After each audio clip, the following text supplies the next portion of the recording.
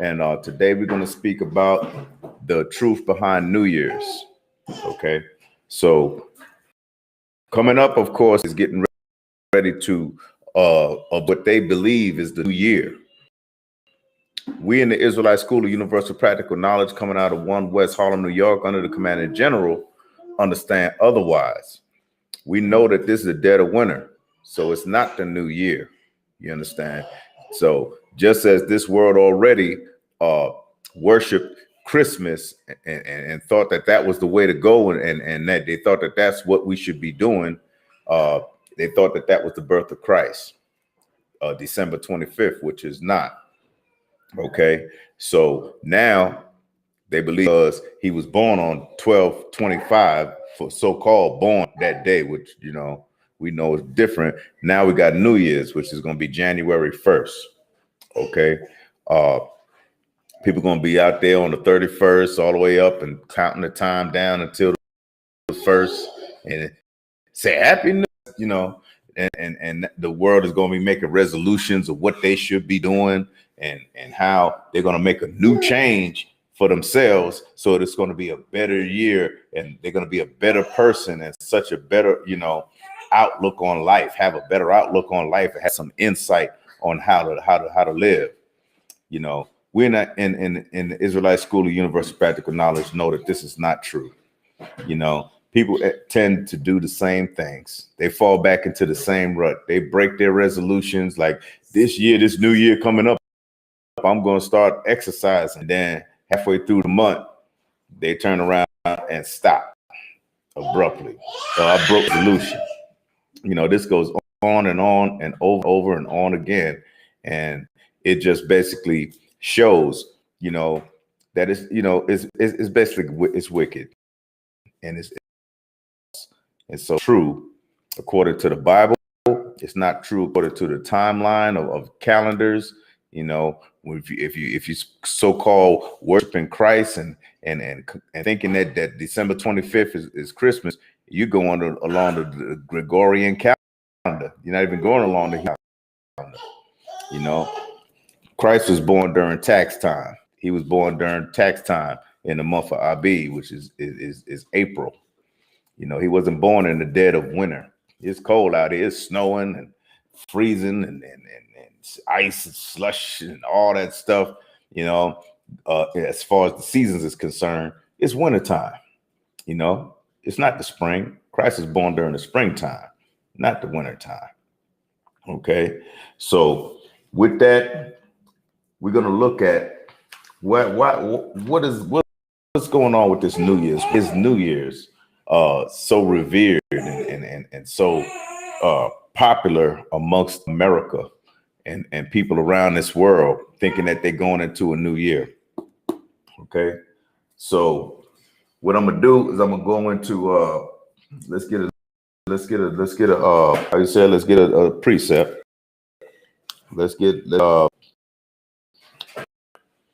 We'll go to Isaiah chapter 44 and verse 6.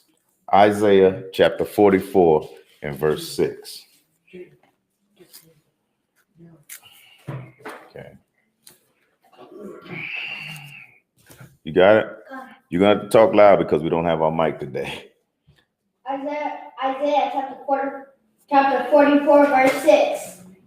Thus saith the Lord, the King of Israel, and his Redeemer, the Lord of hosts. Mm-hmm. I am the first and I am the last. The Lord says he's the first, and the Lord says he's the last. The Most High God in Hebrew says he's the first, and he says he is the last. Let's make it clear cut. The Lord is the first, and the Lord is the last. Okay. We know here that there's only one God here in this school. It's only one God. Read.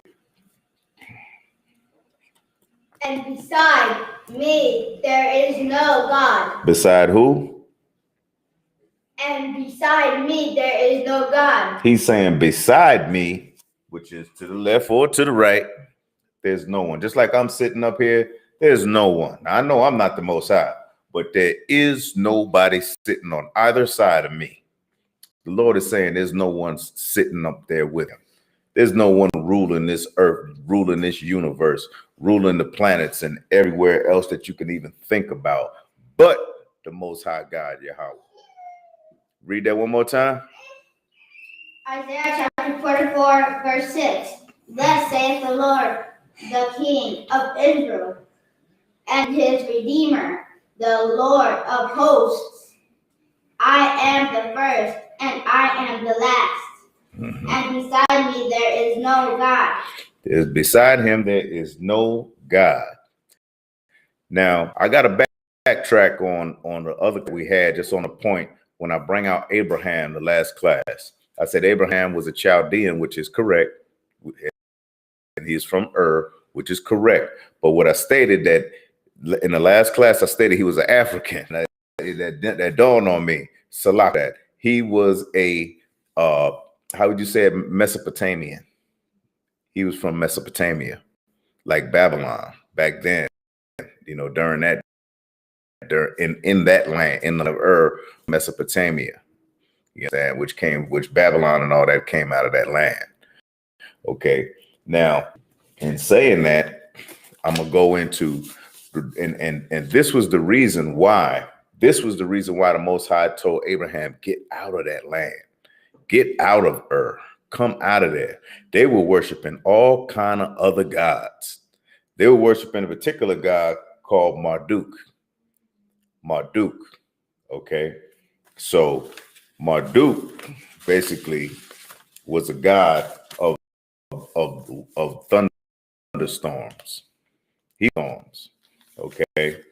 I'm gonna read this. It's called, you can look this up. It's called the Marduk Prophecy. The events are placed in the past in order for the writer to be able to predict the moment the Babylonian king would return Marduk to his rightful home. Now it says return Marduk to his rightful home. This is a statue. Marduk is a statue. We just read in Isaiah that the Lord said, you will have no other before me. I mean, he said that I'm the only God. There's no one beside me. There's nobody up here but me. That's what the Lord is saying. But this is a statue that they revered as God, their God, the Babylonians, the place where Abraham first originated, was born around and lived there. But the Lord saw fit, because Abraham was a righteous man, and pulled up out of there, told him to get out of Ur, come from among the Chaldeans. Okay. The Chaldeans are, those folks from Babylon and Mesopotamia and all that. Okay. So Marduk was a statue, and this statue was actually taken out of Babylon. Okay. So I'm going to finish reading. Marduk to return to his rightful home. So this was a Babylonian king. That's what this Marduk prophecy is about. Is a Babylonian king that made it possible that he took that statue and bring it back to its rightful home. And this statue was Marduk, the thunderstorm god. Okay. This piece then also deals with the responsibility responsibility a monarch has to his God. So let's talk about the responsibility of this Babylonian king that took this statue. Okay, the text easily shows the mythical quality. Mythical. Now, is mythical true or false? Anybody in the room? Kagagawar. False. Khan. Mythology is false. It's a myth. It's not the truth. It's like it's what was it? It's fiction versus nonfiction. It's fiction. This was fiction, but nevertheless, this is who they worship. Okay. Is it any wonder why the Most High wanted to pull Abraham up of Chaldees, out amongst the Chaldees?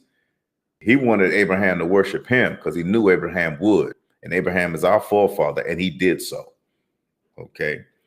That's why you have the patriarchs, Abraham, Isaac, and Jacob. Okay. So the themes says the statue expressing satisfaction with the land of Hatti and Assyrians, both considered allies. So this God is supposed to consider the Hattis and the Assyrians as allies, and a distaste for the land of Elam. Where's Elam? You know where Elam is? Who the Elamites are? The land of Elam, or the Elamites. I mean, not Edomites, but Elamites. Elam. Okay. That's another thing that you can look up also in your time. Elam is India. That's like that Vishnu, Hindus, Hare Krishna out on their head, the ones that eat snakes. Okay, the one that lady, who's that new lady, Kamala Harris? Is that her? The vice president. She's the vice president, huh? Kamala Harris, the Salaki. The vice president is a Elamite. She's from India. Her dad is from India. She's not your so-called African American, who is the real Hebrews of this world. Okay, so satisfaction with the land. The theme of this Marduk prophecy was the satisfaction with the land of Hatti and the Assyrians. Now we were in the Assyrian captivity, according to the Bible. Our ancestors, the Hebrew Israelites, we were in captivity under the Assyrians. Okay, that's where Holofernes and when I believe when Judith in the Apocrypha did a good deed and saved Israel, helped save Israel by going against the kings. These Assyrians, man. So they had that's their ally. Both considered allies or closer, but distaste for the land of Elam, which we know is India, a traditional enemy of Babylon. India was a traditional enemy of Babylon.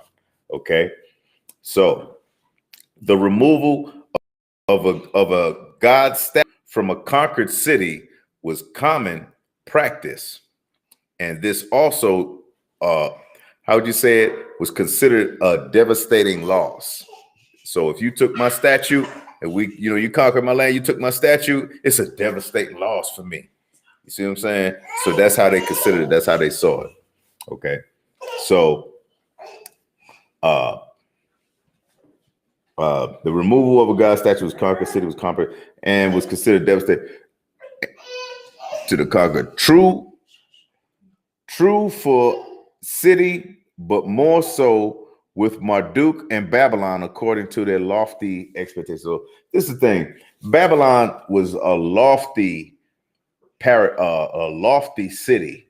Nebuchadnezzar, even God chose him to punish us and bring us into the Babylonian captivity. The Hebrew Israelites were under the Babylonian captivity under Nebuchadnezzar. In other words, we were slaves to the Babylonians.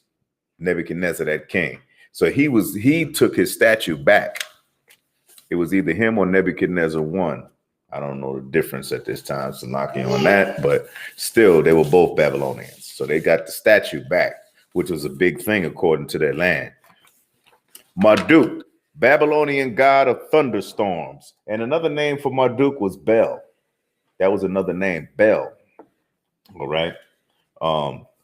We're going to go into Bel and the dragon in the Apocrypha also. Because one thing that is common for Babylonian gods, Mesopotamia gods, gods of Sumer, and all of that, along those lands was the how would you call it, calf, which is a baby. The Brahma bulls, that's their symbol. When you if you look at any type of gods in the Mesopotamian era, from Mesopotamia and Sumer, you'll see a bull, as how you say it, as a statue, as part of that statue, because that's what they worship. Also, somebody go to Exodus when Moses went up to get the Ten Commandments from the Most High God, when the people were left with Aaron. Let's go see what happened at that time. What did the children of Israel do? It was that activity, Egypt. We built houses for the Pharaoh. We built those treasure houses out of the clay and brick, out of the clay and the straw. And then they took the straw away from us and made our burden even harder. And we stayed, like they said, the children of Israel served with rigor, which means we was working extra hard, triple time, double time, triple time, overtime.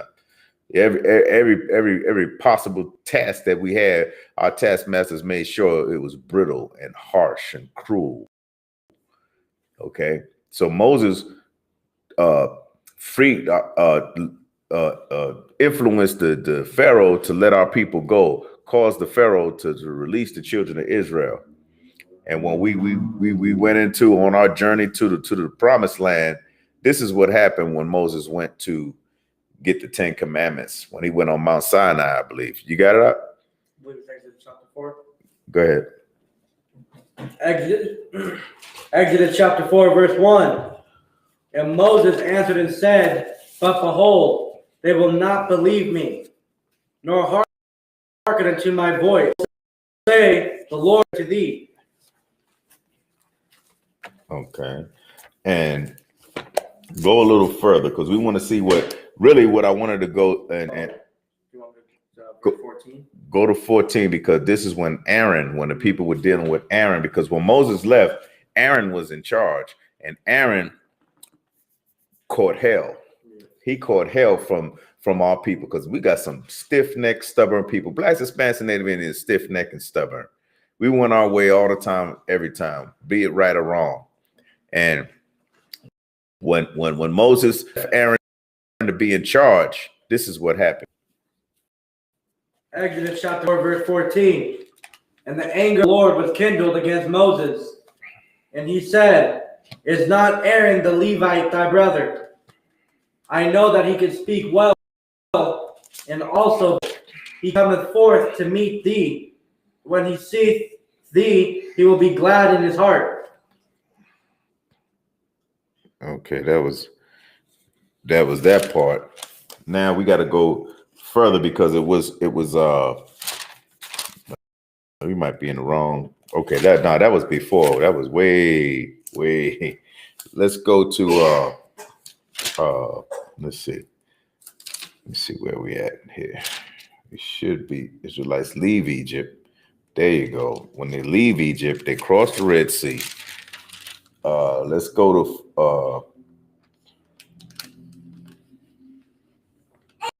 After 12. it's after 12. I believe after 12 is when he split the Red Sea. Right, when he after he split the Red Sea and they left the armies, he received the 10 Commandments. That's the part I'm looking. He went to receive the 10 Commandments. These are the plagues. So that's not it. It's gotta be crossing the Red Sea. Okay, right here. Song of Moses and the Egyptians. Where you at with 20? Okay, Mount Sinai. Here it is. Okay. Now he gave him this. Yeah. And verse chapter 20, verse 6. There says, keep my commandments. Thou shalt not take the name of the Lord thy God in vain. let me get 20 and 4. No, 20 and 3. Exodus chapter 20, verse 3. Thou shalt have no other gods before me. Verse 4. Thou shalt not make unto thee any graven image, or any likeness of anything that is in heaven above, or that it is in the earth beneath, or that it is in the water under the earth. Okay. And so he's saying that you're not supposed to have any God before me in the sea, in heaven, under the earth. That's the sea and everything. And the Most High is saying that because even in the other verse that we read in Isaiah, he said, there's no other gods next to me. So why would you have another God? See, all this is coming around to the point. I'm trying to get the we need to get to where they made when the people started making the calf when Aaron was in charge. Here it is. I found it. I'm sure. Here I have. It's Exodus chapter 32. Start with verse 1. Exodus 32 and 1. Exodus chapter 32, verse 1.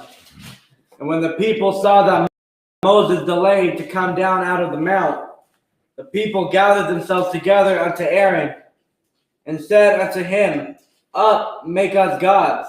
See, there's the people right there. There's our people. Now, picture the time frame. We came out of Egypt. We were worshiping the Egyptian gods. We were living amongst the Egyptians in the richest country in the earth at that time. America today is the richest country in the earth, a great rich country.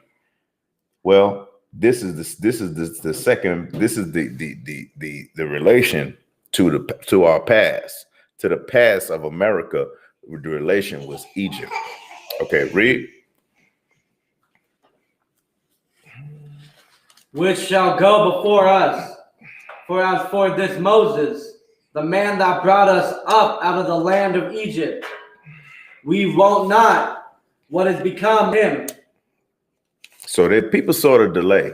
They saw that Moses wasn't coming back. He's taking his time, and then they decided to start governing and making decisions for themselves, which they never should have did in the first place. Just like people don't see Christ. Christ is not here. He didn't come back, but I'm saved. Christ is not even back. How the hell are you going to be saved if our Savior is not here? Our Savior is not even here. But you keep going to that Christian church and they keep saying you're saved to do anything in the blood of Jesus and all that stuff, and listen to the good music and all the wicked things that goes with that. So this is what happens when people start trying to make decisions just because they don't see something happen right away. That's also being what do they call that? Being impatient, right? Not having impatience. The Bible teaches us to have patience, the patience of the saints. It even says it. The saints have to have patience. Our Savior is not here yet. So just like that, Moses didn't come down from Mount Sinai. So they said he delays his coming, right? Delayed to come down. Continue. Verse 2. And Aaron said unto them, Break off the golden earrings, which are in the ears of your wives, of your sons, and of your daughters, to me. Verse 3. Okay, hold on. Before that, it said, let us make gods. Let us make gods, not singular, but plural. Not just, let's speak to the Most High. Let's make gods. Babylonians had gods. The Egyptians had gods. The Egyptians had Ra, Osiris, Anubis, all those different all those different gods. So we're acting and get the picture. The people, our Hebrew Israelite people are acting just like our oppressors, just like the ones that made us make treasure houses and beat us half to death and kept us in the tenements of Egypt. And that's just the way America is as well. They're getting ready to worship a holiday from a belief that came from these same gods that the Egyptians worship. The Babylonians is the ones that they're getting ready to worship. Go ahead. It says, "Up, make us gods." Right? Go ahead. Continue with that part. Which shall. That's in verse 2. No, 1. Up, make us gods. And said unto him, Up, make us gods, which shall go before us. For as for this Moses, the man that brought us up out of the land of Egypt, we wot not what is become of him. So they lost faith in Moses. They're like, this man Moses, They depreciated his no more value in Moses because we don't know what happened to him and he didn't come back. So we think that we need to go our way and make a bunch of gods like we did when we was in the taskmasters. The taskmasters gods are good for us. Although they kept us in bondage and captivity and killed us, the taskmaster's God is good for us. That's their mindset. Their mindset is still in Egypt. A lot of them wanted to go back to Egypt. See? Read. Verse 2. And Aaron said unto them, break off the golden earrings. What did Aaron say? Break off the golden. Aaron was left in charge, man.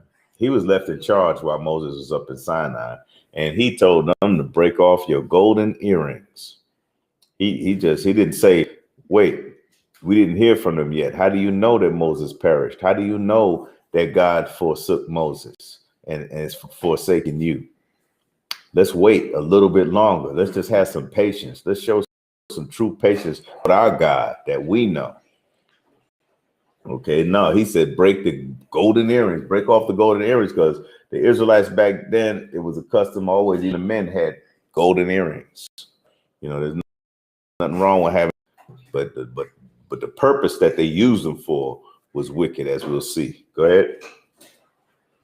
Which are in the ears of your wives, your sons, and your daughters, and bring them unto me. Go ahead. Verse 3. And all the people break off the golden earrings, which were in their ears, and brought them unto Aaron. See, so all the people just went on ahead, follow what Aaron said, get the golden earrings, break them off his son's ears, break them out, get them all together, and bring them to Aaron. Go ahead. Go to verse 4. Verse 4. And he received them at their hand, and fashioned it with a graving tool. He had made it a molten calf. He made it a what? A molten calf. A molten what? Calf. A calf. What is a calf? A baby cow. Say it louder. A baby cow, right? Which is a baby bull. Right. See where it came from? Egypt. And if you see where the Mesopotamian gods get their god from, Marduk, you'll see a little calf in the statue. If you look, or if you Google it, if you Google Marduk, you'll see a golden calf. I mean, you'll see a calf, not a golden calf, but you see the statue, the carving of a calf. This was widely known in Mesopotamia as well. Go ahead. And they said, these be thy gods, O Israel, which brought thee up out of the land of Egypt. Verse 5. And when Aaron saw it, he built an altar before it. What did he do? Built an altar before it. Wow. Aaron is going left fast. He built an altar for this golden calf. Continue. And Aaron made proclamation and said, tomorrow is a feast to the Lord. Verse 6.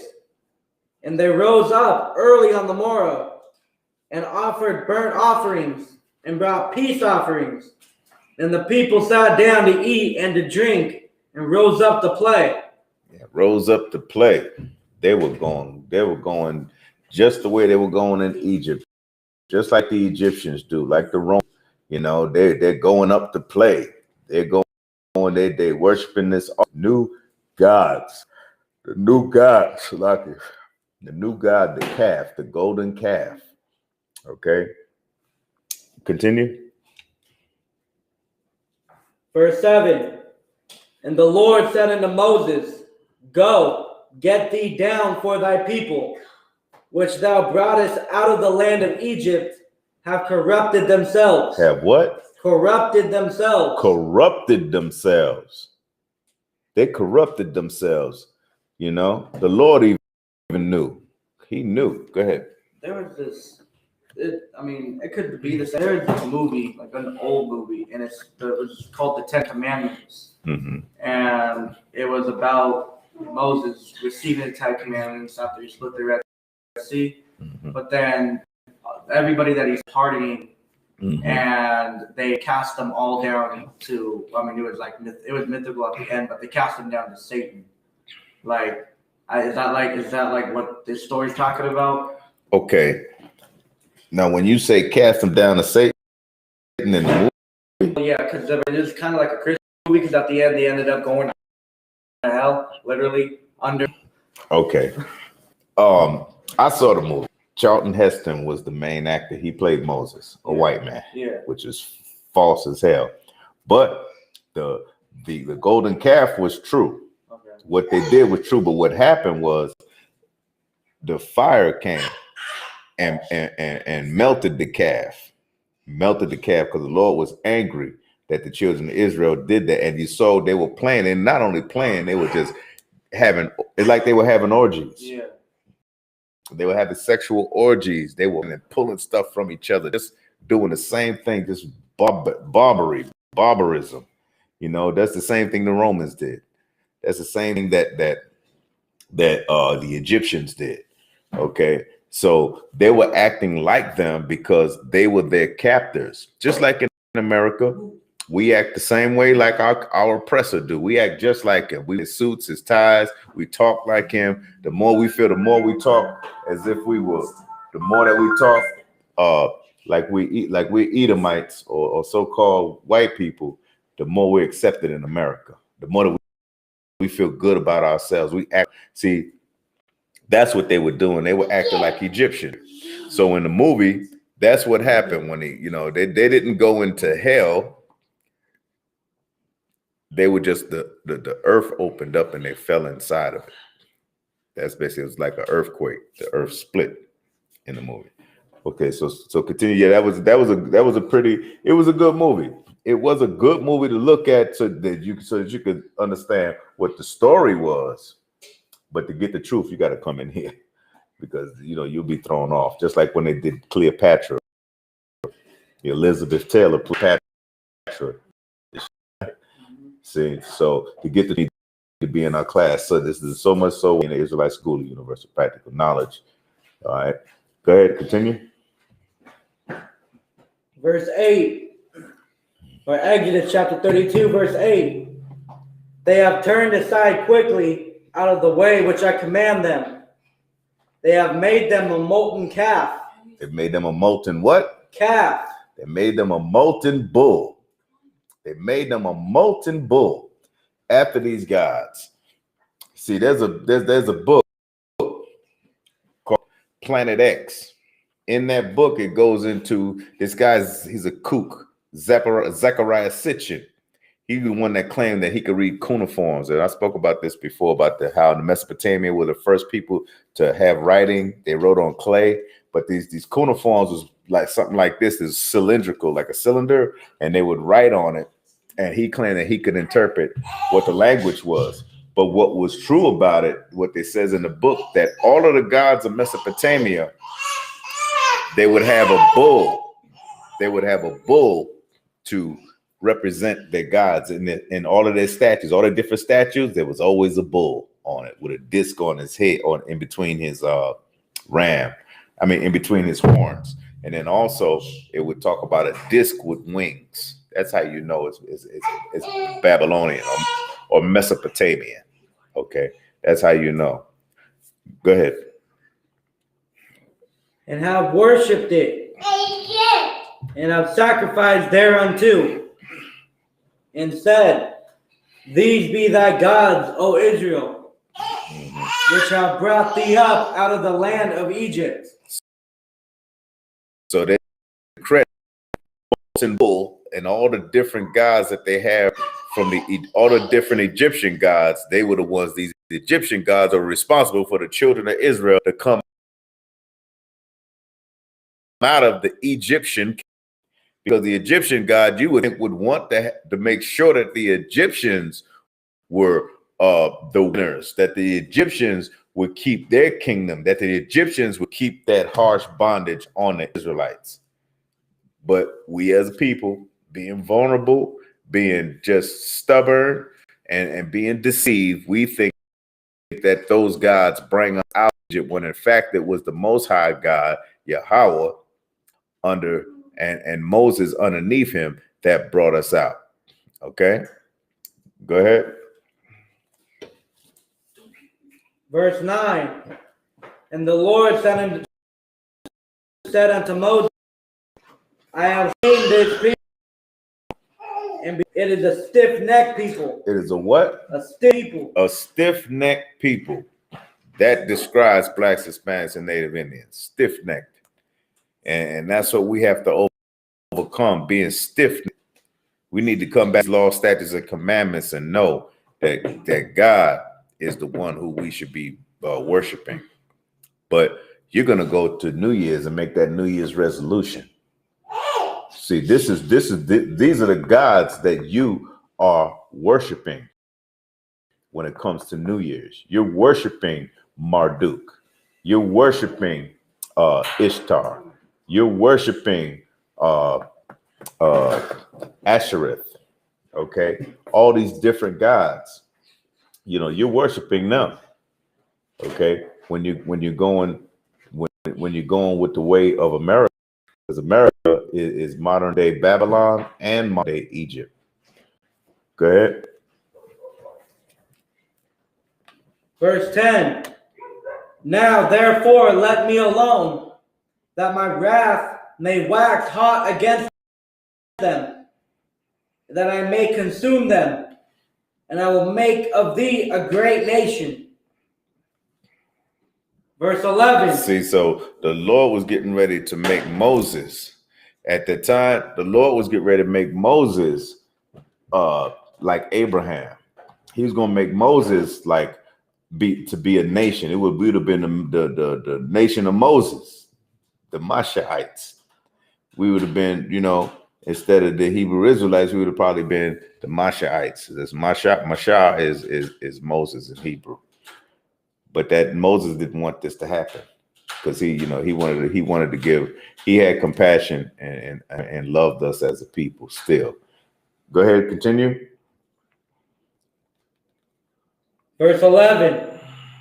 And Moses besought the Lord his God and said, Lord, why doth thy wrath wax hot against thy people, which thou hast brought forth out of the land of Egypt with great power and with a mighty hand? That's right. So he said, then why did you do it in the first place? Why did you bring out these people with a mighty hand out of Egypt just to destroy them and make me the foe of your people and change the covenant that you made with Abraham? You know, so Moses didn't want that to happen. Okay, continue. Verse 12. Wherefore should the Egyptians speak and say, for mischief did he bring them out, to slay them in the mountains, and to consume them from the face of the earth? See, that's what he was going to do. The Most High wasn't playing. He was getting ready to go ahead and consume them. You know, even though he took them out of the Egyptian captivity. Okay, continue. Turn from thy fierce wrath. Moses saying, turn from your fierce wrath, Lord. Turn from that wrath. We know your wrath. We saw your wrath when you swallowed up the Egyptian army in the Red Sea. We knew a man of war. Turn from your wrath for your people, even though they made that goddamn gold calf. Destroy the calf, but not the people. You understand? You know, Moses didn't want that to happen, which was a great thing. Where we wouldn't have been Israelites. It would have been Mashiach under Moses. We would have been Moses' people. Go ahead.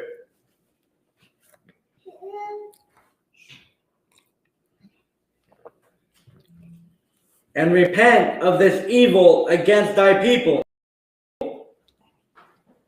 Right. Verse 13. Now listen to this. Go ahead. Remember Abraham, Isaac, and Israel, thy servants. So he's telling them, remember Abraham, Isaac, and Israel, because Jacob's name was turned to Israel. Remember the three patriarchs that you made that covenant with. Moses didn't want it. Moses could have took it at that time, and we would have been just keep on pushing because of our stiff-necked stubbornness, because of worshiping other gods. Continue. Thy servants, to whom thou swearest by thine own self. He swore, Lord swore by himself, his servants, that he was going to keep that covenant with them. Understand?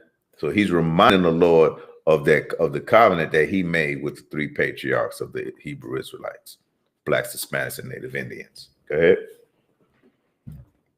And saidest unto them, I will multiply your seed as the stars of heaven, and all this land that I have spoken of will I give unto your seed, and they shall inherit it forever. See, go to 17, because Moses turned and went down from the mountain. You can read all that part when he came down from the mountain. Go to verse 17. Verse 17. And when Joshua heard the noise of the people as they shouted, he said unto Moses, there is a noise of war in the camp. Verse 18. And he said, it is not the voice of them that shout for mastery, neither is it the voice of them that cry for being overcome, but the noise of them that sing do I hear. Go ahead. Verse 19. And it came to pass, as soon as he came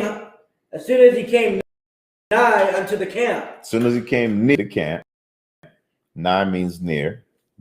That he saw the calf and the dancing, and Moses' anger waxed hot, and he cast the tables out of his hands and brake them beneath the mount. So Moses was pissed off, which, we understand why he was mad. After the Lord established the commandments with him, gave him the tablets, and he came down with the tablets, and he thought he was going to come to a people who were ready to hear what they should do from the Lord, for their Lord, how they service to God. They were down there partying. They were down there having orgies. They were down there probably fighting amongst each other also. He said he heard the sound of war. They were probably fighting as well amongst themselves, because, they got beside themselves with that of the Lord.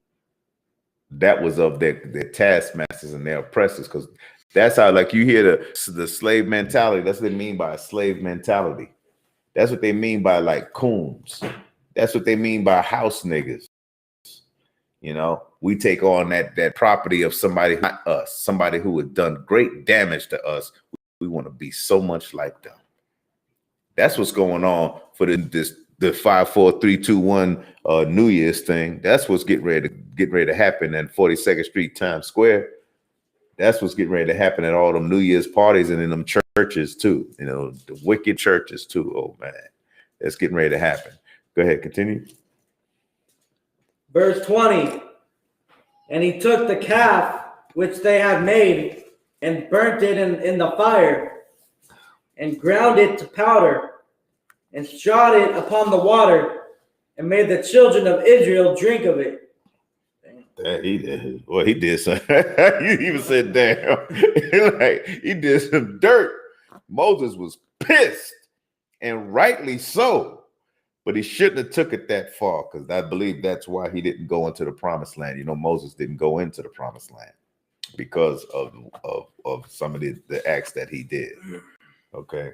I don't think that this was the very reason why, but this was, this is alluding to why he didn't go into the promised land. But he was angry. After all that work, imagine us, just like when we go to camp and we talk to these people and we tell our people to stop doing what they're doing, and they go and walk off and laugh at us and mock us.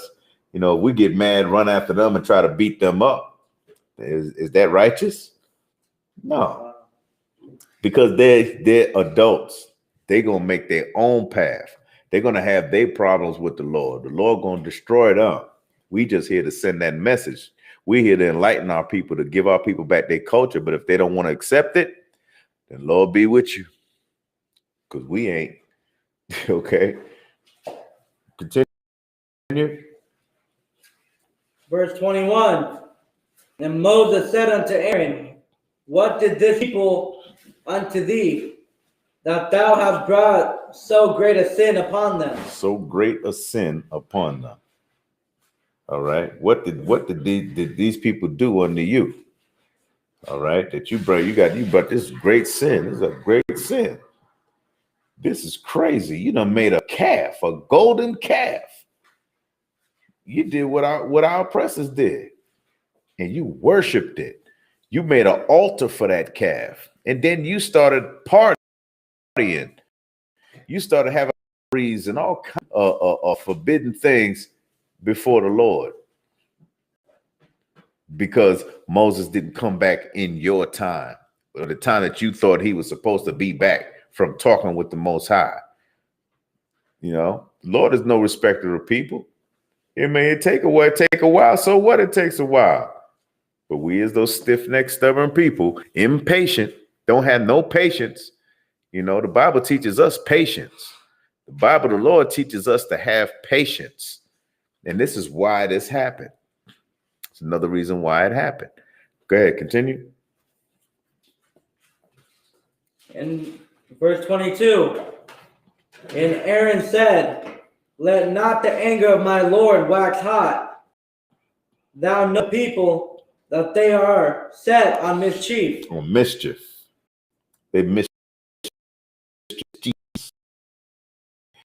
You know, and mischief is just being evil, you know, it's being wicked, just planning things that are not, not for the Lord. Go ahead. I was gonna say it's like sneaky, basically.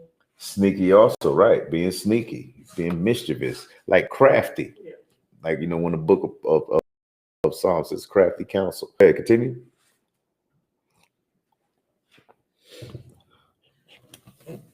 Verse 23, for they said unto me, make us gods, which shall go before us. For as for this Moses, the man that brought us up out of the land of Egypt, we wot not what is become of him. Verse 24, and I said unto them, whosoever hath any gold, let them break it off. So they gave it to me. Then I cast it into the fire, and there came out this calf. And there came out this calf. See? So he's telling them what he did and why they were out there worshiping this golden calf instead of waiting on the 10 commandments to come down to teach them the law, statutes, and commandments, and to show them what the commandments are made of, and what they're about, and how they're supposed to serve the Lord in truth and serve him in righteousness. Go ahead with 25. And when Moses saw that the people were naked, for Aaron had made them naked unto their shame among their enemies. Their shame among their enemies made them naked. And this is their shame amongst their enemies. It's shameful for an Israelite to worship a golden calf. It's shameful for us to worship other gods like Marduk and Ashereth, and all these other gods. Continue.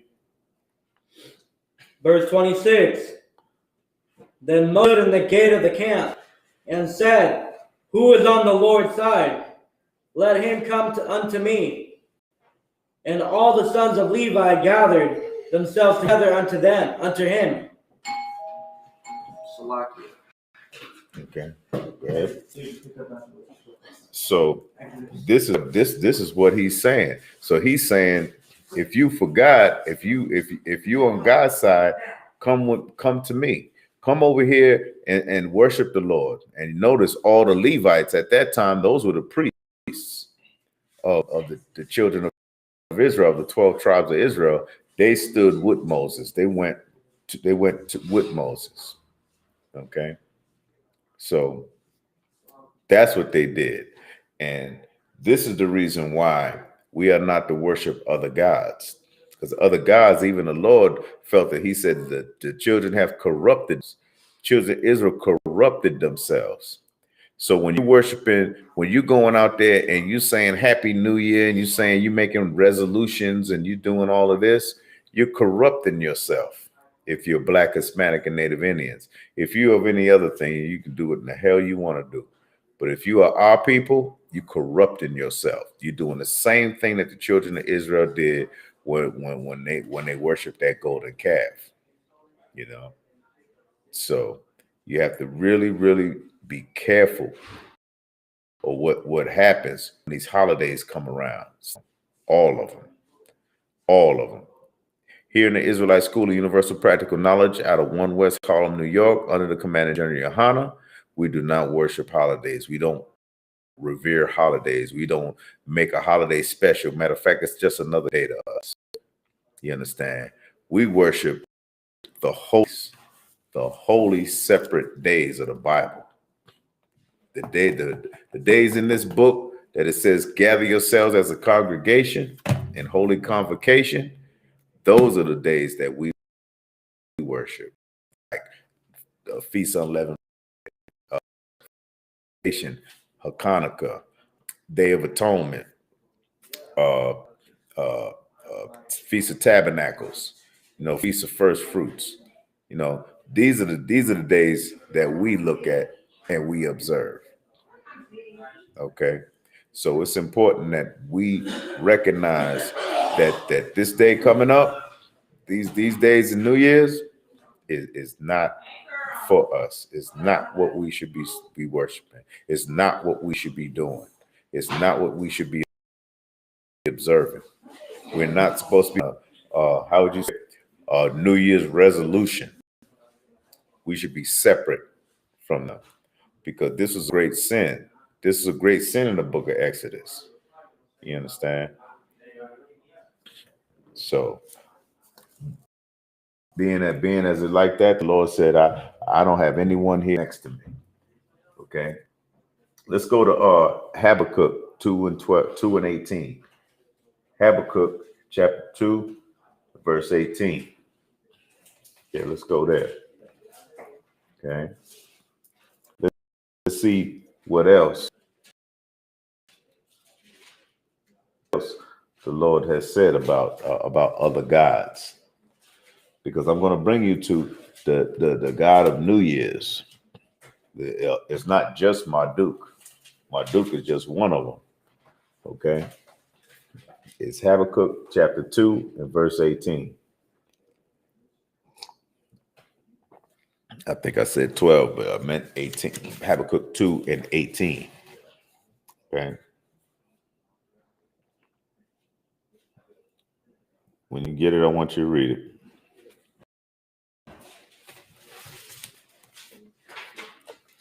And keep Exodus. Habakkuk.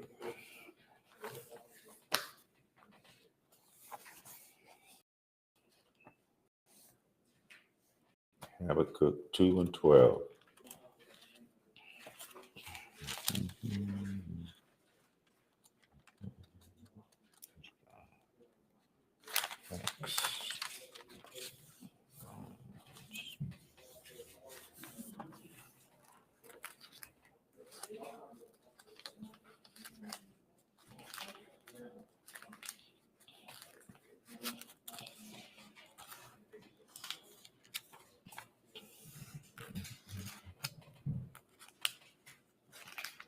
Oh, yeah.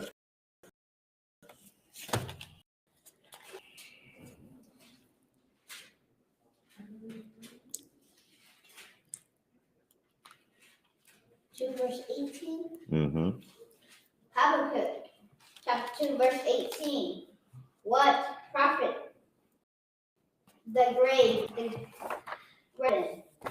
image that the maker ever had? What profits is the graven image? What's a graven image?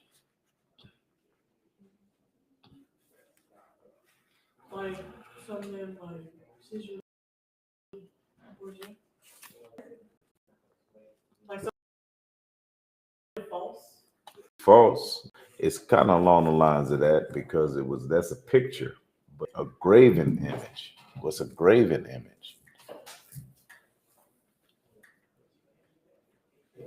A bad image? Oh, yeah, it's a bad image, but to make it clearer, we know that this was graven, that this was made, that it was like a sculptor that cut stone. When you graven something, you sculpt it to what you think it is. Like even the cups, this is graven. This is not the Lord. This is just a graven image. You know, the graven image they're talking about. So like the graven image they're talking about is the bull, the calf that they made. That was a graven image. Could be the white Jesus. Could be. It could be any kind of statue that you see. It's graven. The cross is a graven image. Okay. Those fish that they have in the Catholic Church, graven image. Okay. So it's something that they made by hand. Continue.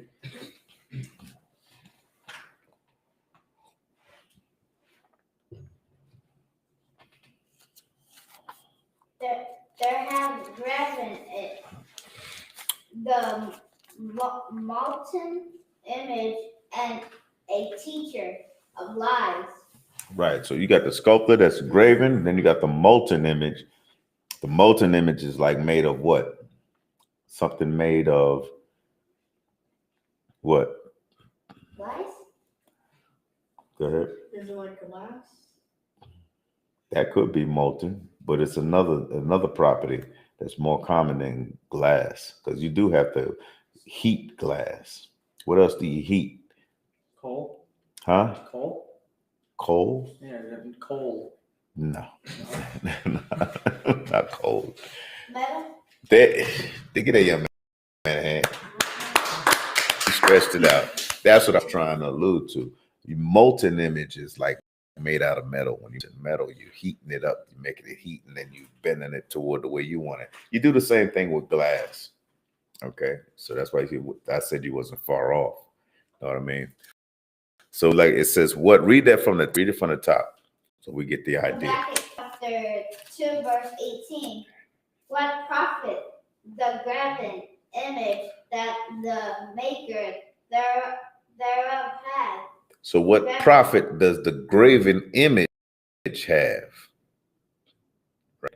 What profit does it have? Go ahead. But the maker, continue, read.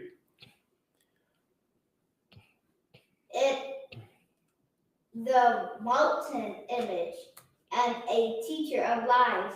A teacher of the truth. God. A teacher of what? Lies. Lies. Right? God. Continue reading. That the maker of his work trusteth therein to make dumb idols. Dumb idols. No, the truth. What? Dumb idols.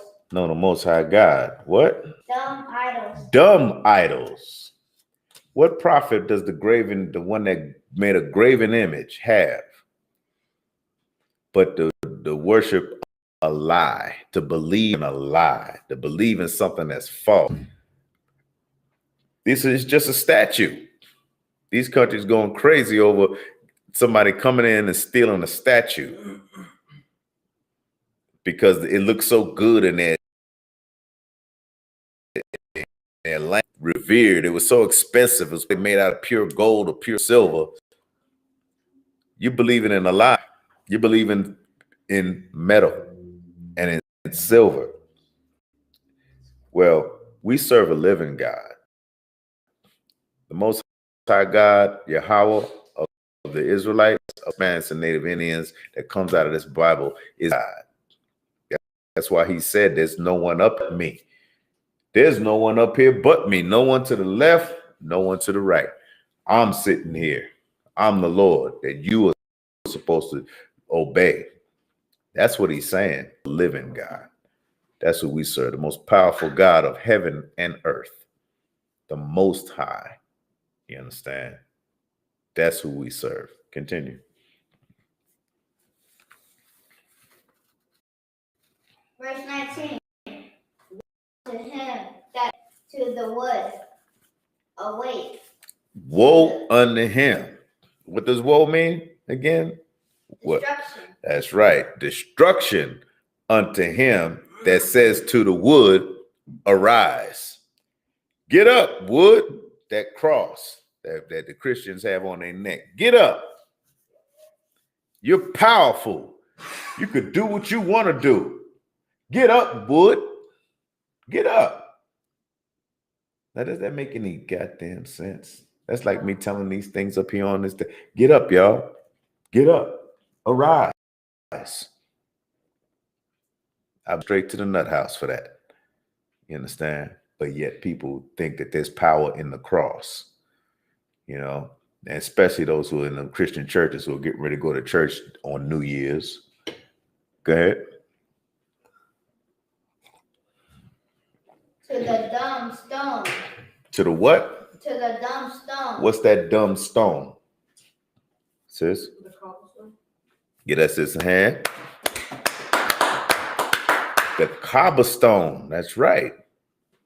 The cobblestone that they worship in Islam. Christianity worship the dumb stone and the wood that's supposed to get up and rise.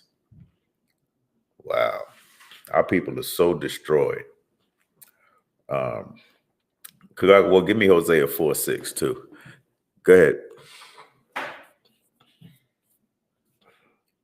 Arise, it shall teach. Arise, it shall teach. That cross is going to teach. As soon as that cross get up, that cross is going to teach you. It's going to get up here, sit in this chair, and teach everybody. That's what that cross is going to do. Ridiculous, man. Ridiculous. Okay. So is there any more on that? Fine. Go ahead. Behold, it is laid over with gold and silver. Laid over with gold and silver. All of those expensive things. You know, everybody looking at it, it's so expensive. Look at that cross. It's fastened in gold. Look at that stone. It's sitting up in there, but they had $1 million structure that it sits inside of. You know, look at that. That's fantastic. That's amazing. You know, that's God. That's what they're really saying. So when you out there and you going with New Year's, we're gonna go into the God of the New Year's too. But you worshiping Marduk. This is what I'm first going to. I know I'm holding off, and I'm getting ready to go right into it. Are you finished with that precept? God. Go ahead. And there is no breath at all in the midst of it. There's no breath in the midst of it. It doesn't breathe like we gotta breathe. Humans have to breathe. We're living souls. Understand? There's no breath in it, in these things. So that's it, right? Fine. All right, so I'm gonna continue with this Marduk stuff. Now, Marduk, the Babylonian god of the thunderstorms, started being called Bel. So they called it Bel. First it was Marduk, and then the Babylonians called it Bel. This is this structure, this statue, this god of the Babylonians. Okay. Now Nebuchadnezzar defeated the Elamites, and the Elamites, we said the Elamites are actually the people from India. Okay. So he brought that statue back to Babylon. He brought Marduk back to Babylon. So this is a big thing to them. Like he brought God back to Babylon. That's their mindset. That's the mindset of all the American people also that went out there and worship Christmas and is getting ready to worship New Year's and do Easter and all the holidays. Marduk Prophecy is a Syrian document from 1713 to 612 BCE, found in a building called the House of the Exorcist, like the movie Exorcist. Okay, adjacent to the temple in the city of Asher. Okay, it told of the statues from its home it told of the statue being transported from its home to the land of the Hittites. The Assyrians and the Hittites prophesy Marduk to be taken back to its home to the Babylonian king.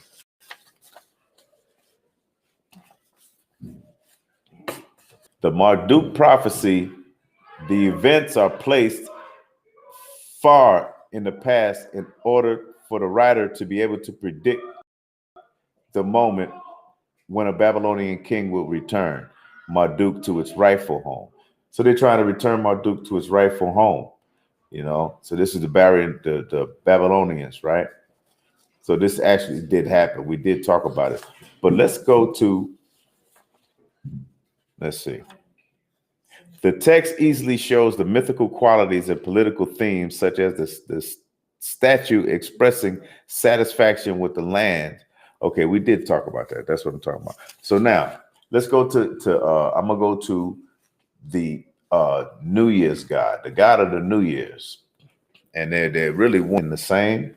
But this is the God called Janus, Janus, the God of doors. Janus is a Roman god, the God of doors, the God of gates, the God of transitions.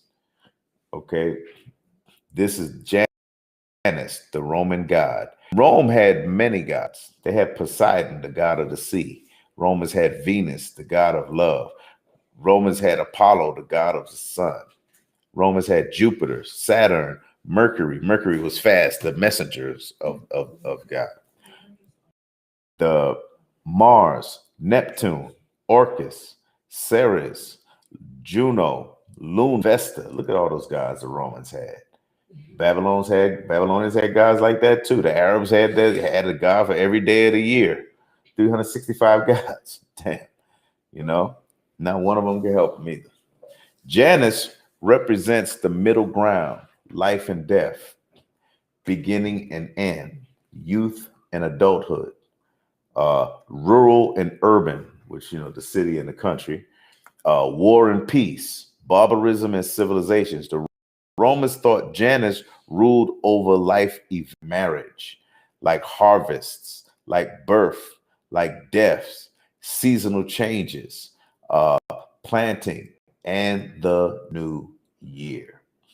And if you Google Janus, you'll see that this God in the statue, because it's just a statue, it's not God, it's not no, it don't have no power. This statue is two-headed. It has two heads. It has one head looking forward and one head looking backwards on one body. That's the Janus God. That's the God that everybody gonna be Old Lang Syne, 5, 4, 3, 2, 1. Happy New Year, all that stuff. It's a new year. That's who you're worshiping. You're worshiping Marduk. You're worshiping Venus, Saturn, but most significantly, Janus. There it is. Right. There's a copy that they can see. Can they get it right? Mm-hmm. See, you thought you knew something. People thought they knew something, but didn't know. You worship, you know not what. You understand? Let me get Hosea 4 and 6. Hosea chapter 4, verse 6. My people are destroyed for lack of knowledge. Destroyed.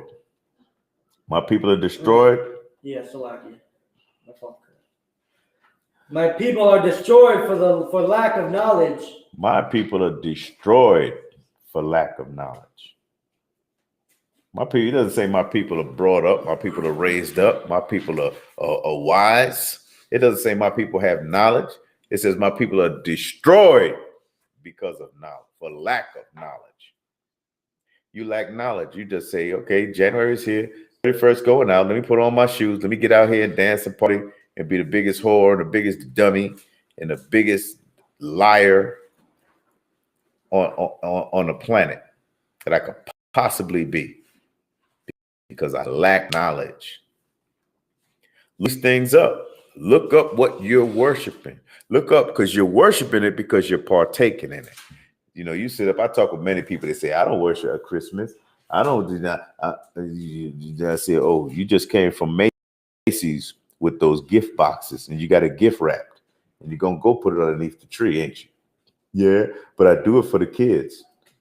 Well, that's the same act that makes Christmas Christmas. You're eating that turkey on that day, on that Thursday. That makes Thanksgiving Thanksgiving. You're giving your girlfriend a big old flower basket and some box of chocolates. That makes Valentine's Day. You're telling everybody it's your birthday so that they can worship you because it's your birthday. But yet you say you don't take part in it. Our people are so much liars, man, so much lies in America. And I wish they could hear themselves. So I say, hey, look, I don't worship. I don't celebrate Christmas. I don't either. You goddamn liar. You're a goddamn liar, man. You're doing everything that it entails. You're playing a part in a play. You're an actor in that play. I don't care. Merry Christmas. You got the box and you put it under the tree. You bought the card and made it out and gave it to somebody. You understand? You came and bought that tree and bring it in the house and decorated it. Well, you know, somebody that person by hiding the gun, that's an accomplice to murder. You're an accomplice in the act of doing so. So that makes that your God. That makes Janus your God too. Understand? That makes Janus your God. Two-headed Roman God. You understand? That actually New Year's. And Janus, by the way, is the stem word of January. Let's put 2 and 2 together. Let's be intelligent. Let's have an intelligent conversation. I know somebody that was dumb as hell to have an intelligent conversation with me when I already told them they got to get the hell out of here. No, but let's have an intelligent conversation. Well, let's start looking things up. Let's look at what's the root behind what we're doing. Let's look at tensions and our part and our role in holidays. Let's look at what the truth is. And let's stop lying to ourselves, because those of us who know better, those of us who know what this Bible is about, can see straight through you. See straight through you. You part of it, part of the problem. Because you're going to be out there doing those things. What are we holding now? Nothing, right? I still need to finish. Oh. Hosea 4 and 6. Go ahead. Because thou hast rejected knowledge, I will also reject thee, that thou shalt be no priest to me, seeing thou hast forgotten the law of thy God. You forgot the law of your God. You rejected knowledge, so the Lord is rejecting you. You are no priest to the Most High God. But we're priests here in the Israelite School of Universal Practical Knowledge because we seek that knowledge. We seek that truth. We seek to obey the Lord. We seek to sacrifice ourselves, to be a servant and to be a brother to our brother. To be a servant to the Lord and to be a brother to our brother. That's what this is about. Okay, we seek that brotherhood. Continue. I will also forget thy children. That's it. Oh, no. He's going to forget his children too. That's a terrible spot to be in, huh? That's terrible, man. Lord going to reject you and reject your children. He going to make sure that you're not a priest to him because you rejected knowledge. You sit up and when we deal with people in the world first, and they be like, oh, he come talking that again.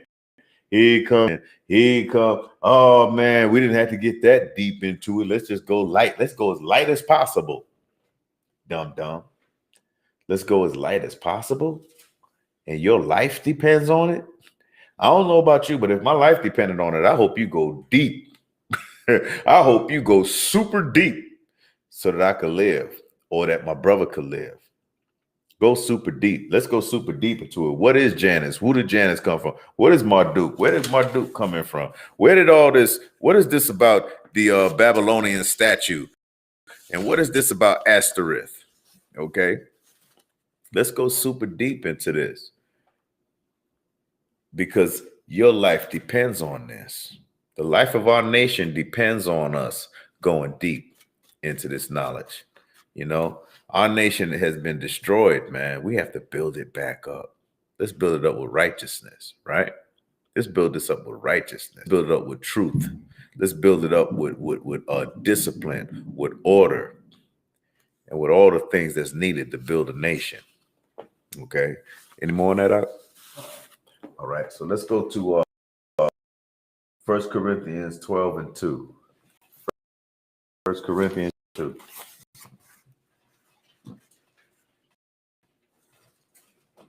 1 Corinthians chapter 12, verse 2. Ye know that ye were Gentiles, carried away unto these dumb idols, even as ye were led. Gentiles carried away with these dumb idols. Here we go with that dumb idol again. The Lord called them dumb idols, man. He's a dummy. You carrying a dumb idol with you. You thinking that's gonna give you some kind of profit, some kind of value. Isn't any wonder why our nation is like it is? Follow those dumb idols and you'll see why. You know, we have to come back to the law, statutes, and commandments of the Most High God. Okay, if we want any type of progress to happen, anything to happen good for our people. Okay, we have to get caught up in New Year's and get ready for all of the murders. Get ready for all the robberies. Get ready for all the rapes. Get ready for all the child molestations and all the wicked things that could possibly happen on New Year's. Get ready for it. It's coming. Lord making sure that that's going to happen. All right. Any more on that up? All right. Let's go to Judges chapter 2 and verse 11. Judges chapter 2 and verse 11. Judges chapter verse 11. And the children of Israel did evil in the sight of the Lord and served Baalim. Balaam. Sorry, Salakia. That's all right. That's all right. We understood when you said Baalim. It's close enough. But I just want to make sure that the public hears it. Balaam. Yeah. And see, and Baal, what is Baal? Let's look up Baal. Now we know Marduk is the god of the thunderstorms, the Babylonian god, the Mesopotamian god of thunderstorms. Okay, that's Marduk with his bull calf. Okay, might as well say BS, bull. You know what I'm saying? Because that's what it is.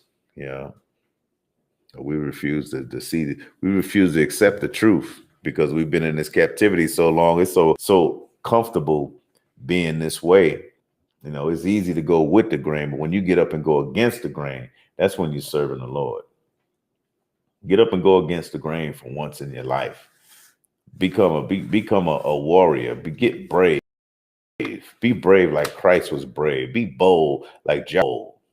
Be bold like Moses was bold. Be bold like the prophets of the Lord were bold. You understand?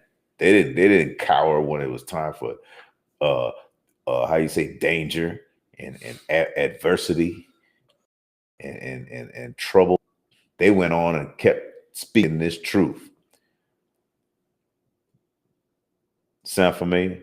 Just like the Israelite School of Universal Practical Knowledge at 1 West Harlem, New York, under the command of General Hana, when we go to camp, when we go ahead and we have debates with pastors, when we go ahead and we get out there for our people, and we tell Blacks, Hispanics, and Native Indians that you have to separate from your oppressor. You got to separate from the other nations of this world because the other nations of this world are devouring you.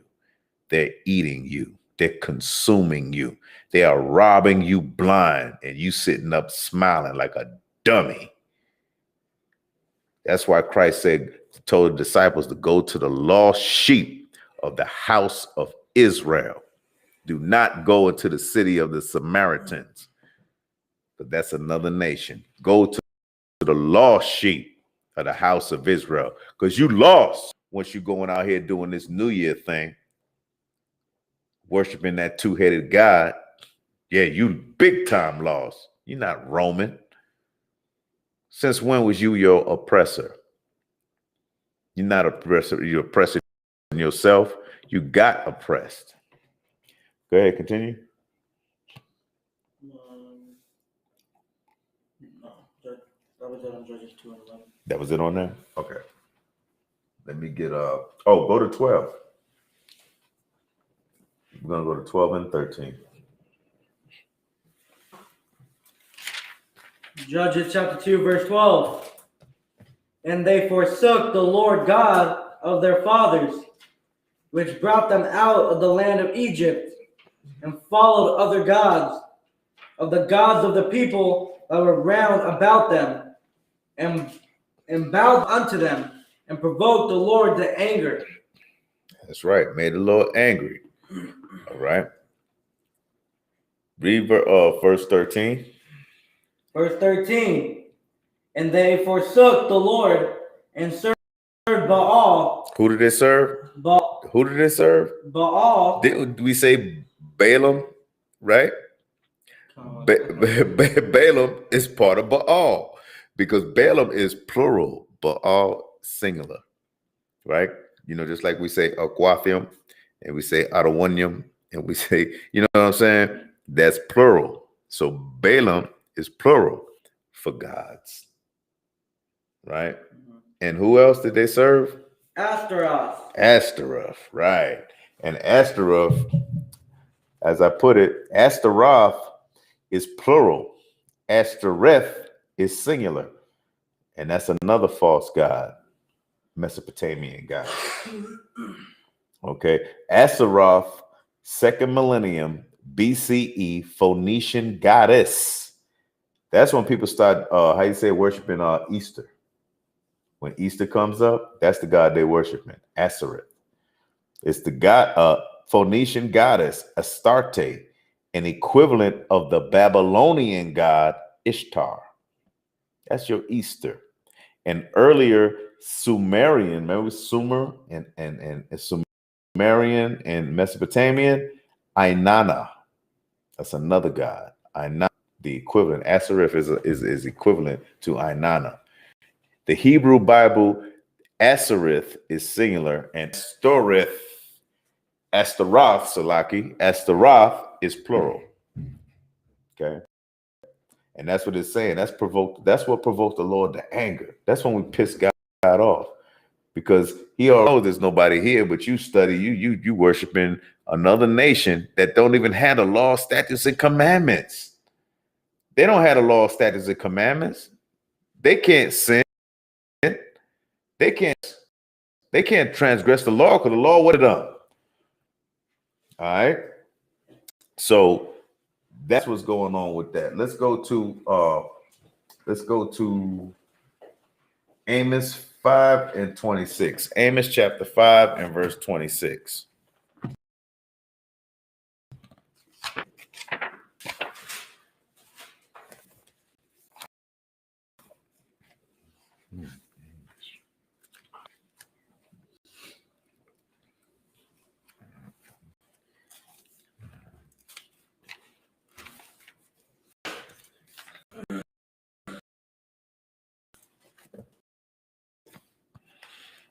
And 5 verse 26. But ye have borne the tabernacle of your Moloch and chewing your images. And Schwinn, right? Your images. So that's your other gods. That's the other gods, you know. We'll drop that and we'll go to 1 Samuel chapter 12 and verse 8. 1 Samuel chapter 12 and verse 8. 1 Samuel chapter 12 verse 8. When Jacob was come into Egypt, and your fathers cried unto the Lord, then the Lord sent Moses and Aaron, which brought forth your fathers out of Egypt, and made them dwell in this place. Verse 9. And when they forgat the Lord their God, he sold them into the hand of Sisera, captain of the host of Hazor, and into the hand of the Philistines, and into the hand of the king of Moab, and they fought against them. Verse 10. And they cried unto the Lord and said, we have sinned, because we have forsaken the Lord, and have served Balaam and Ashtaroth. Take that word again, Balaam. Right? Those gods. Balaam. That's the weather god. That's the god of the harvest, of the weather. You know, when they would worship things that would get them food. They would worship thinking that this Lord is going to make sure that it rains so that their crops will grow. That's what Balaam is, the god of the weather. just like Marduk is the god of the thunderstorms. That all just goes behind the people that believe that if they worship these guys, that they would bring them a fruitful harvest, that they wouldn't starve this year. You see? And that's not what the Lord represents. He's going to make sure you don't starve. You just got to do the law, statutes, and commandments. But also, more importantly, it's your genealogy, your gene line. Who are you? Are you Black, Hispanic, or Native Indian? Are you one of the 12 tribes of Israel? That's when you know the Lord's going to take care of you. So he forsook the Lord and worshiped Balaam and Ashereth. And this one is Ashereth, plural. So it was worshiping multiple gods. Read. But now deliver us out of the hand of our enemies, and we will serve thee. Deliver us out of the hands of our enemies, and then we'll serve thee. We'll serve you if you deliver us out of the hand of our enemies. As long as we stop going after these other gods, let's go and serve you first. Okay. So that's what that's about. I believe this was a time that they were going to pick a king, Saul, to be the king, the first king over the Israelites. Okay. We can drop that and we can go to, we already did Habakkuk. Let's go to Malachi 3 and 6. Malachi chapter 3 and verse 6. Malachi chapter 3, verse 6. For I am the Lord, not. Therefore ye sons of Jacob are not consumed. That's right. So he made specific, he said, I'm the Lord, I change not. I'm not going to change. Living God does not change. It's only him in the heavens. And he said that Jacob will not be consumed because he chose Jacob. He chose Blacks, Hispanics, and Native Indians. Our oppressor didn't choose them. Moab didn't choose them. In other words, Chinese, Japanese, Africans, Indians, they didn't choose. He didn't choose them. They didn't choose him. The Lord said Jacob will not be consumed. He said Jacob, right? Will not be consumed. That's right. Okay. Now let's go to 1 Samuel 7, verse 3. 1 Samuel and verse 3. 1 Samuel chapter 7, verse 3. And Samuel spake unto all the house of Israel, saying, If ye do return unto the Lord with all your hearts, then put away the strange gods and Ashtaroth from among you. And put away the who? The strange gods and Ashtaroth from among you. Put away the strange gods and Ashereth. In this case, it was singular for Ashereth, but it first said strange gods, which was plural. Didn't say one strange. They put away a strange god and Ashereth. That would have been two gods, right? It said put away strange gods and Ashereth. See? Lord knew we were going astray. We want to be just like all these other nations. We want to be like these oppressors. It's called, what is it called? When you start loving your kidnapper. You got kidnapped by these people, you start loving these people that kidnapped you. Say it again. Get that sister hand. Stockholm syndrome. That's when after a while your kidnapper takes you and takes you away from your family, from your place, your country, or whatever. And then after a while, they got to feed you because they kidnapped you. They got to keep you alive. So they throw you a Happy Meal from McDonald's. And then after that third Happy Meal that you got from McDonald's, my kidnapper loves me because my kidnapper gave me 3 Happy Meals. Oh, I'm getting a 4th Happy Meal? Oh, I love my oppressor. I love my kidnapper. Well, we kidnapped during the transatlantic slave trade. We got government, food stamps, I don't remember all the other stuff from back in the day. But flash forward, EBT cards and Cal Fresh. Now all of a sudden we love him. He can't do no wrong, because I'm gonna get my $212 next month, along with that Cal Fresh. Damn, my kidnapper. We start to love our kidnappers. It's called Stockholm Syndrome. You just been kidnapped and forgot about it. You think that they love you because you're still alive. You're being used. You're being abused. More importantly, you're being abused. And that's what has happened to so-called Negroes, Hispanics, and we have Stockholm. Okay. But that don't exist in the Israelite School of Universal Practical Knowledge coming out of 1 West Harlem, New York. That don't exist, Stockholm Syndrome. We know who our oppressors are. We know what happened to us. We know what to do to move forward. Give me James chapter 8 and 32, I believe. Are we finished with that one? There's probably a little bit more, but James 8 and 32. Read that afterwards. Go ahead and finish up. Chapter 3, 32.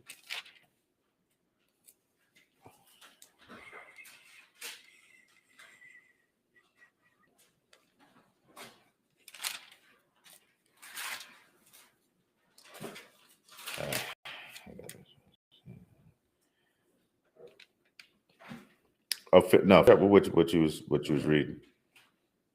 And prepare your hearts unto the Lord, and serve him only, and he will deliver you out of the hand of the Philistines. Mm-hmm.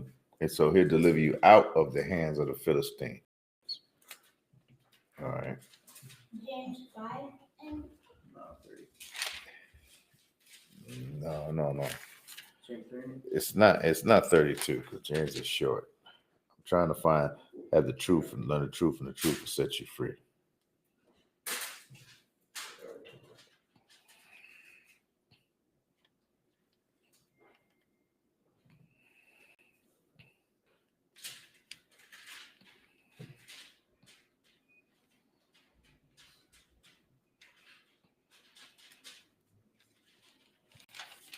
Okay, but while we're looking for that, let me get 2 Thessalonians 2 and 1.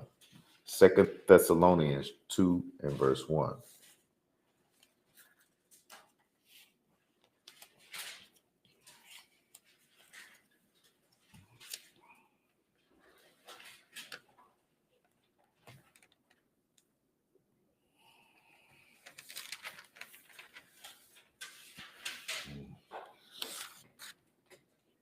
If you got it, go ahead and read it. I got that piece that you're looking for. You got it. What is it? John 8 and 32. It's John 8. There's no wonder. Salaki, go ahead and read it. John chapter 8, verse 32. And ye shall know the truth, and the truth shall make you free. Know the truth, and the truth will set you free. The truth will make you free. The truth made me free from New Year's. I knew that I was going to be worshiping a double-headed Roman god, and that's my oppressor's god. The Romans are my oppressor.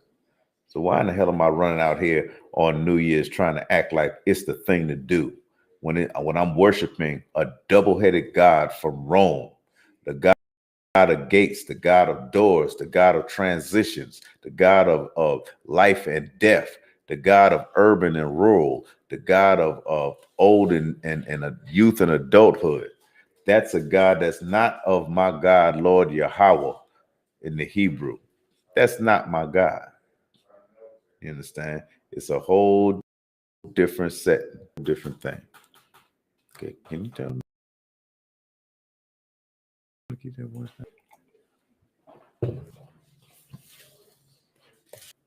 I'm not supposed to be worshiping that.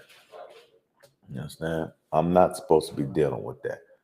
Know the truth, and the truth will set you free. Don't it feel good to be in the truth? It should feel good, feel great to be in the truth. You understand? It should feel great.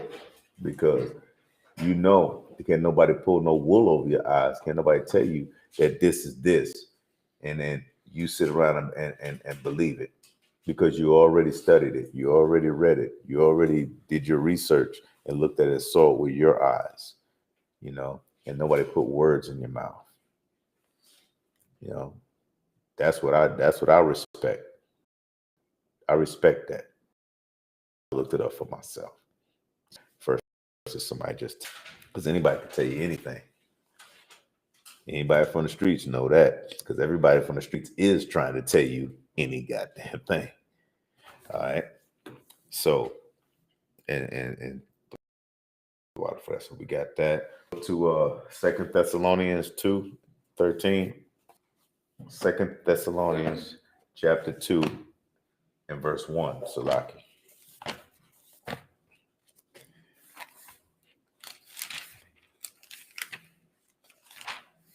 Second Thessalonians chapter 2, verse 1. Now we beseech you, brethren, by the coming of our Lord Yahushua, and by our gathering together unto him. Verse 2. That ye be not soon shaken in mind, or be troubled, neither by spirit, word, nor by letter as from us, as that the day of Christ is at hand. Okay, drop that and let's get Jeremiah 2 and verse 13. Let's get Jeremiah chapter 2 and verse 13. Jeremiah chapter 2, verse 13. For my people have committed 2 evils. How many evils? 2. Read. They have forsaken me, the fountain of living waters, and hewed them out cisterns, broken cisterns that can hold no water. Mm-hmm. Broken cisterns that can hold no water. Broken. Truth that can't even hold water. But it's not truth. It's false. Leaders that can't hold no goddamn water. Philosophies of Babylon, Egypt, can't hold no water. When it comes to the Lord, can't nothing hold no damn water. They're broken cisterns. We took on a philosophy of another nation that's a Gentile nation, a nation that's not of God, a nation that was never given the law, statutes, and commandments. Read. Verse 14. Is Israel a servant? Is he a homeborn slave? Why is he spoiled? Is Israel a servant, a homeborn slave? Why is he even spoiled? Israel spoiled because Israel took on the philosophies of other nations. Israel spoiled because Israel is getting ready to celebrate New Year's. Israel spoiled because Israel goes on and Marduk. Israel was a statue, a stone that can't breathe, a piece of wood that can't teach and arise, a two-headed statue from Rome. Israel is spoiled. Israel is a slave to its oppressor. Our oppressor made those statues. Romulus and Remus, 2 brothers that was in a cave that was raised by a she-wolf that were actually got prosperous and became a great seaport nation until Remus tried to kill Romulus, and Romulus ended up killing Remus, and therefore rose the city of Rome. That's where Janus came from. That's where that god Janus came from, that false god. Israel's a homeborn slave. Is it a slave? Not really. Hell no, Israel ain't no homeborn slave. Israel made itself a slave by not following the law, statutes, and commandments. Israel made itself a slave by continuing to follow along the lines of Stockholm syndrome, not getting help. Israel continued to be a slave of being a house nigger, following the master and not caring about his own people. But as long as he's warm, as long as he's in the master's room, as long as he got a little piece of plate of pizza, a little bit of meat on his plate because he obeyed master with and let his whole nation that he comes from starve to death, kill, get raped, get molested, get murdered. Yeah, that's why Israel's a homeborn slave. You understand? The Lord is asking, is Israel a homeborn goddamn? Hell no, Israel ain't no homeborn damn slave. You understand? But we act like it. All right. Continue. Verse 15. The young lions roared upon them and yelled, and they made his land waste. His cities are burned without inhabitants. Verse 16. Also the children of Naph and Tahapanese, Salakia, have broken the crown of thy head. That's right. All these Egyptian places have broken the crown of your head. You broke the law, statutes, and commandments. You're a victim of what you did. You still that house nigga. Look at that movie Django. Look at it with Samuel Jackson. Right? You laughing, sis. You know who he was. Why we hurt, master? Who is this uppity nigga over here? Who is that uppity nigga? He got a relationship with her. I could tell, master, telling our oppressor everything about us. Not being for us, but being for him. And you suppose you biologically and by your bloodline, you're us. But you acting like you don't come from our bloodline. And you acting like you're going to prosper. And the Lord is going to bless you for that. Lord finna cut your head off. I said that in camp before. He gonna cut your head off for being that old house nigga, for being that homeborn slave. We ain't no homeborn slave. That's why the scriptures even said it. Everything in this Bible is about us. It's for us. It's our constitution. We are not to be a homeborn goddamn slave. Don't go out there on New Year's. We already talked about Christmas. Whose birthday is December 25th? Nimrod. And who was Nimrod? Nimrod. If you go to church, dummy, yeah. If you go to church, you'll know who Nimrod was. Maybe. No, you might know what a joy we have in Jesus. You might know one of them records, one of them songs, but are you really going to know who Nimrod is?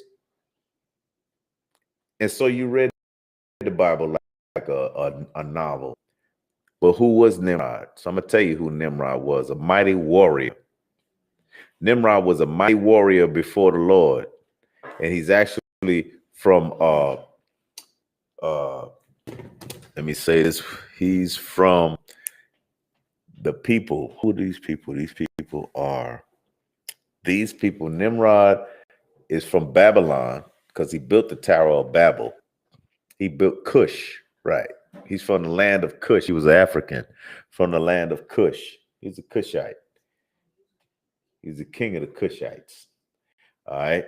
Nimrod was a mighty warrior before the Lord, but he built the tower. He constituted, he instigated, directed the Tower of Babylon to even be built. Okay.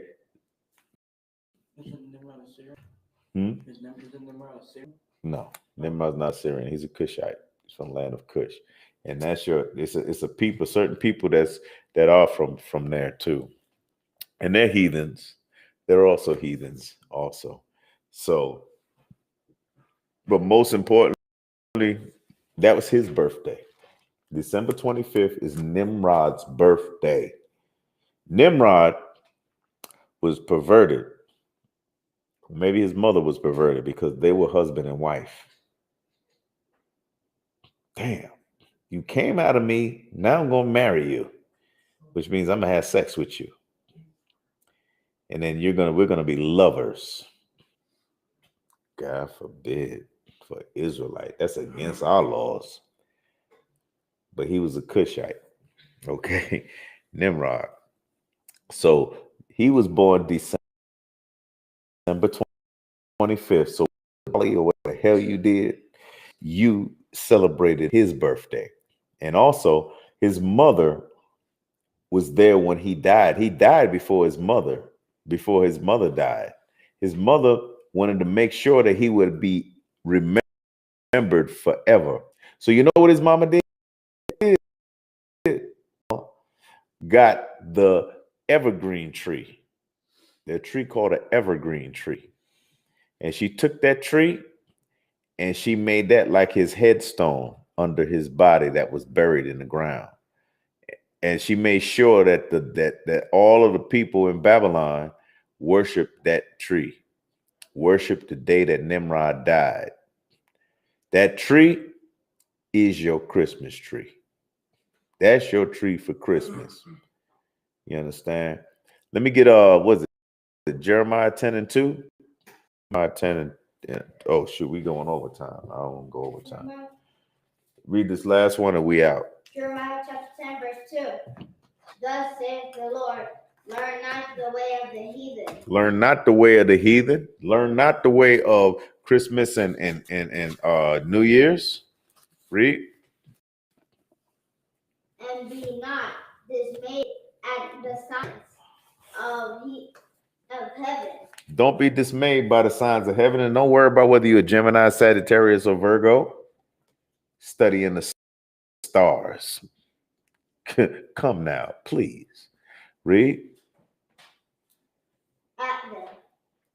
Don't be dismayed at the stars. So stop worrying and listening to Cleo and listen to say that your sign is related to the sun, and the moon says that you should spend all the money that you possibly can, or you should be angry this day. Don't study that stuff. Those astrologies and those. That's continue. Is that it? Right. So that's what we're not supposed to do. So New Year's, stay home. Pray to the Lord. Come into this school.